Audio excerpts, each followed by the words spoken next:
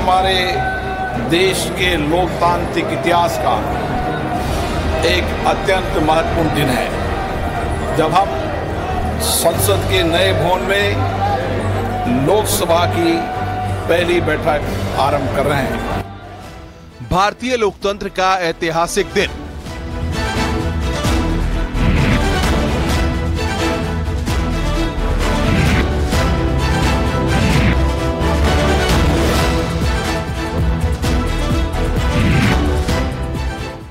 गणेश चतुर्थी के शुभ दिन पर गृह प्रवेश।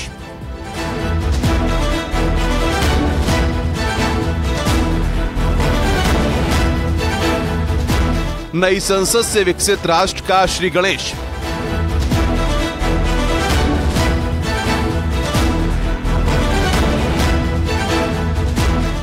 सबसे बड़ी पंचायत को मिला नया भवन।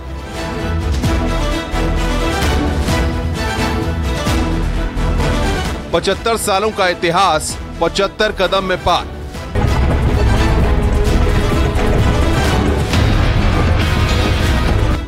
नए दौर में प्रवेश कर गई देश की संसद।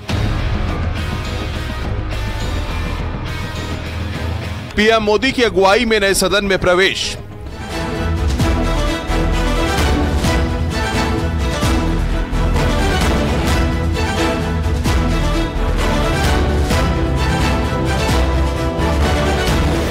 दो 2047 का संकल्प, नई संसद ही विकल्प।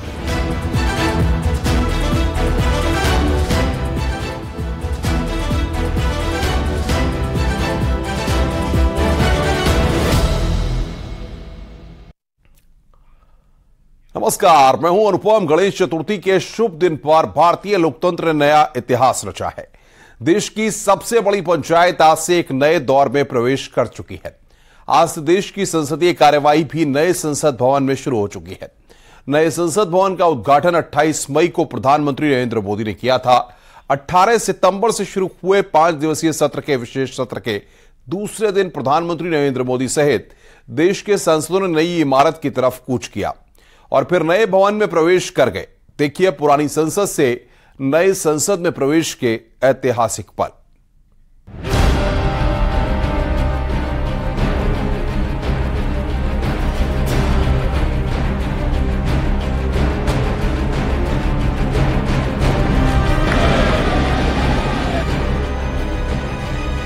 मेरी प्रार्थना है कि भविष्य में अगर आप सहमति दे दोनों महानुभाव, तो इसको संविधान सदन के रूप में जाना जाए।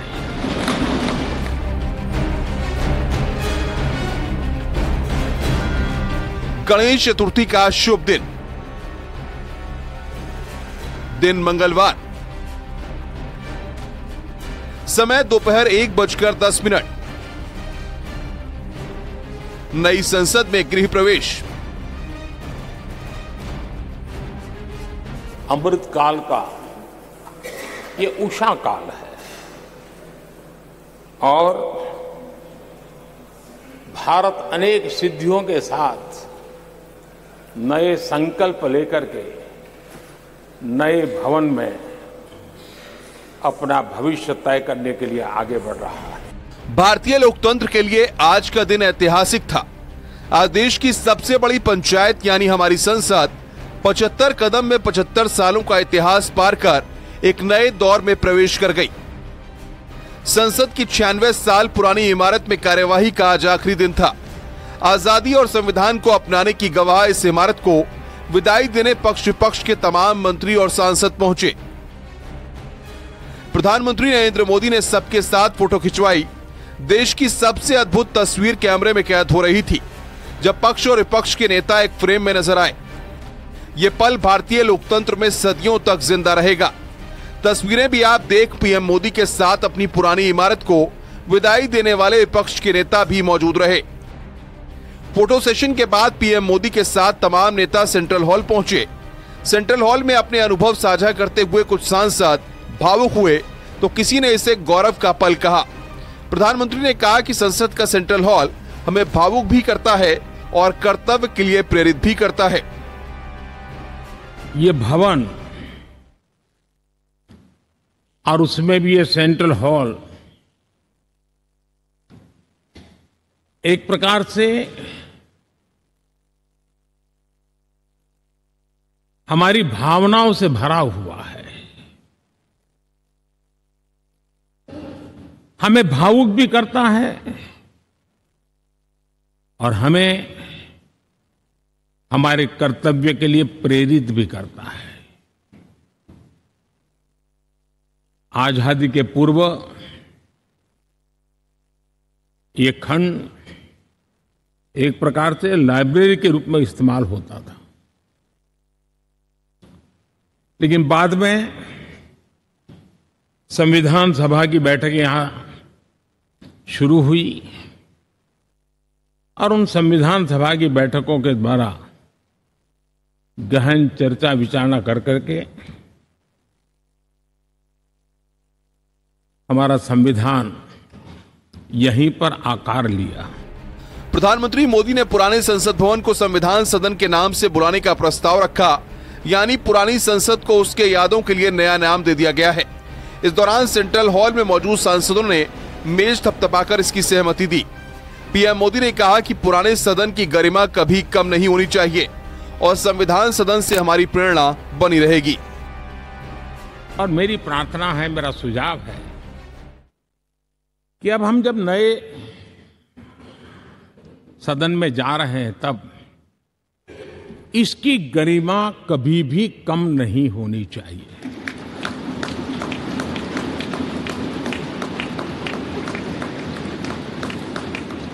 इसे सिर्फ पुरानी पार्लियामेंट कहकर के छोड़ दें, ऐसा नहीं होना चाहिए। और इसलिए मेरी प्रार्थना है कि भविष्य में अगर आप सहमति दे दोनों महानुभाव, तो इसको संविधान सदन के रूप में जाना जाए। पुरानी संसद में पीएम मोदी की आखिरी स्पीच थी। पीएम मोदी ने पुरानी संसद के इतिहास को दोहराते हुए कहा कि 1952 के बाद दुनिया के करीब 41 राष्ट्राध्यक्षों ने सेंट्रल हॉल में आकर हमारे माननीय सांसदों को संबोधित किया है। भारत अब रुकने वाला नहीं है। अब हम पुराने कानून से मुक्ति पाकर नए कानून की ओर जा रहे हैं। 1952 के बाद दुनिया के करीब 41 राष्ट्राध्यक्षों ने इस सेंट्रल हॉल में हमारे सभी माननीय सांसदों को संबोधित किया है।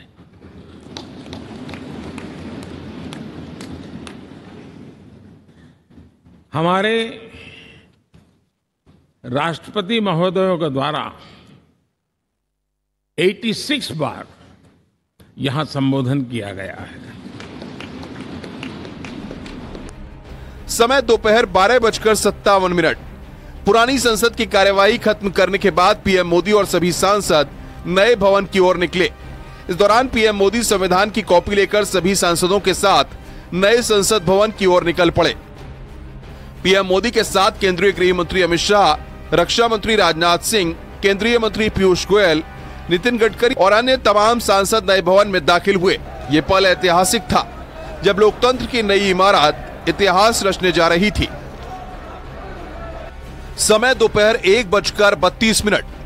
नए संसद भवन में लोकसभा की कार्यवाही शुरू की गई।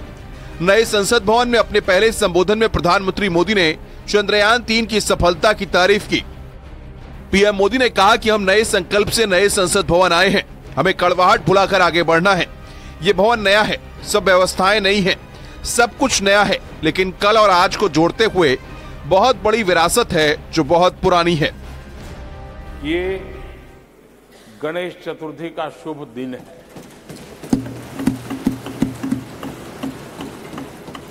गणेश जी शुभता और सिद्धि के देवता है। गणेश जी विवेक और ज्ञान के भी देवता है। इस पावन दिवस पर हमारा ये शुभारंभ संकल्प से सिद्धि की ओर एक नए विश्वास के साथ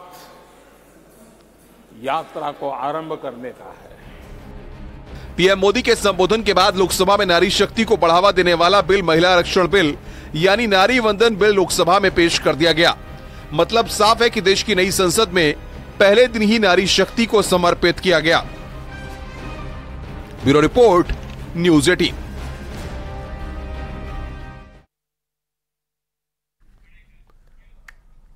तो भारतीय लोकतंत्र का ऐतिहासिक दिन आज सभी ने देखा। किस तरीके से वहां पर सारी तैयारियां थी। लोकतंत्र का नया मंदिर अपने आप में खास है। पीएम मोदी ने पुरानी संसद को एक नया नाम दे दिया है, संविधान भवन। जाहिर है पुरानी संसद का इतिहास अब अमर हो गया है। वहीं नई संसद को लेकर देश में खुशी का माहौल है।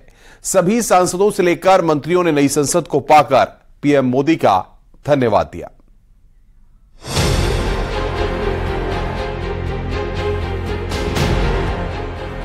पचहत्तर साल की यात्रा अब नए भवन में नए संकल्प के साथ शुरू हुई।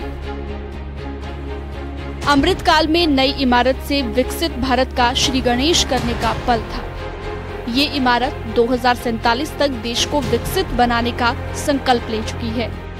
इसी संकल्प के साथ देश के प्रधानमंत्री और सभी सांसद नई संसद की ओर बढ़े। 10 दिसंबर 2020 को पीएम मोदी ने इस बिल्डिंग का पहला पत्थर रखा था। 28 मई 2023 को पीएम मोदी ने इसका उद्घाटन किया और आज इस गणेश चतुर्थी के दिन लोकतंत्र की इस इमारत में पहले दिन का कामकाज शुरू हुआ। हाईटेक नए भवन को देखने की ललक सभी को थी। ऐसे में पीएम मोदी ने इस भवन को कम समय में बनवाकर एक इतिहास रच दिया। And it will be the place where we will undertake the journey to a Viksit Desh by 2047 or even before that. केंद्रीय मंत्री स्मृति ईरानी ने भी इस नए भवन को पाकर खुशी दिखाई। मैं इतना ही कहूंगी कि नव भवन में नव संकल्प के साथ गणेश उत्सव के शुभ अवसर पर प्रधानमंत्री मोदी जी का विशेष आभार और अभिनंदन। 19 सितंबर यानी कि मंगलवार का दिन ऐतिहासिक था।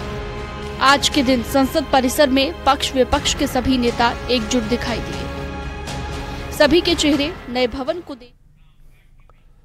रिलायंस जियो ने गणेश चतुर्थी पर अपनी एयर फाइबर सर्विस को लॉन्च कर दिया है। फिलहाल यह सर्विस 8 शहरों अहमदाबाद, बेंगलुरु, चेन्नई, दिल्ली, हैदराबाद, कोलकाता, मुंबई और पुणे में मिलेगी। एयर फाइबर की खासियत इसकी पोर्टेबिलिटी है।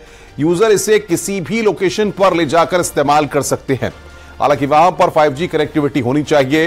रिलायंस जियो के मुताबिक जियो एयर फाइबर चलते फिरते ब्रॉडबैंड जैसी स्पीड देने में सक्षम है। जियो फाइबर ऑप्टिक वायर टेक्नोलॉजी पर बेस्ड है।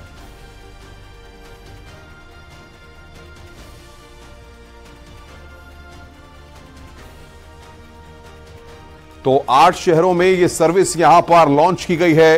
जियो एयर फाइबर सर्विस यहां पर लॉन्च की गई है। यह हम आपको बता रहे हैं, 8 शहरों में जियो एयर फाइबर सर्विस लॉन्च की गई है। इस वक्त की बड़ी खबर, गणेश चतुर्थी पर एयर फाइबर सर्विस लॉन्च की गई। 8 शहरों में यह सर्विस लॉन्च की गई है।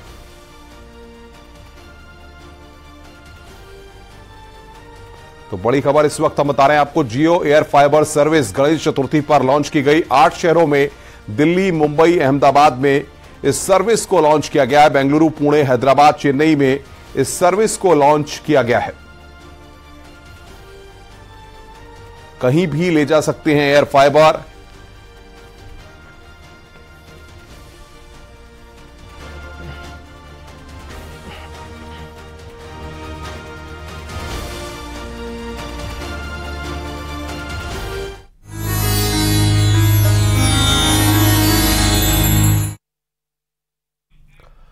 देश भर में गणेश चतुर्थी के मौके पर गणपति बप्पा मोरया की गूंज सुनाई दी। मुंबई में अंबानी परिवार ने एंटीलिया में गणपति पूजा की। रिलायंस इंडस्ट्रीज के चेयरमैन मुकेश अंबानी ने पूरे परिवार के साथ गणपति की विधि विधान से पूजा अर्चना की। इस दौरान फिल्म जगत से लेकर राजनीति तक की कई बड़ी हस्तियों ने एंटीलिया में गणपति की पूजा में हिस्सा लिया और बप्पा के दर्शन किए।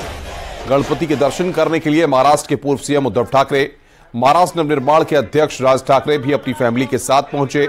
तो हेमा मालिनी, अनिल कपूर, श्रद्धा कपूर, आमिर खान की बेटी इरा और बेटे जुनैद खान समेत कई फिल्मी जगत की हस्तियां भी वहां पर पहुंची।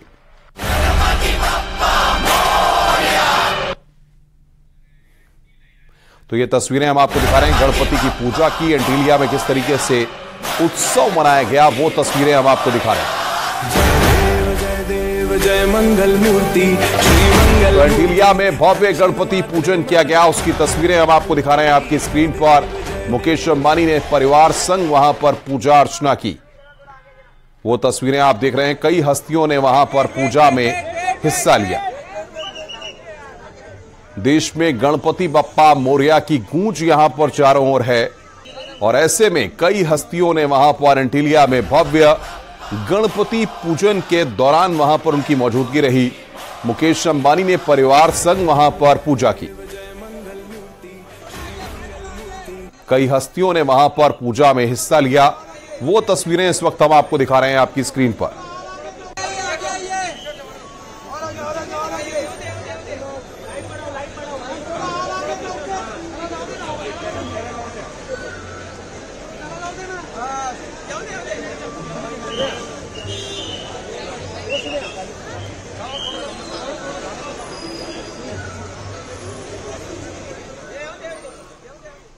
रुक रहे हैं यहां पर एक ब्रेक के लिए, खबरों का सिलसिला लगातार जारी है। आप देख रहे हैं न्यूज़ 18 उत्तर प्रदेश उत्तराखंड।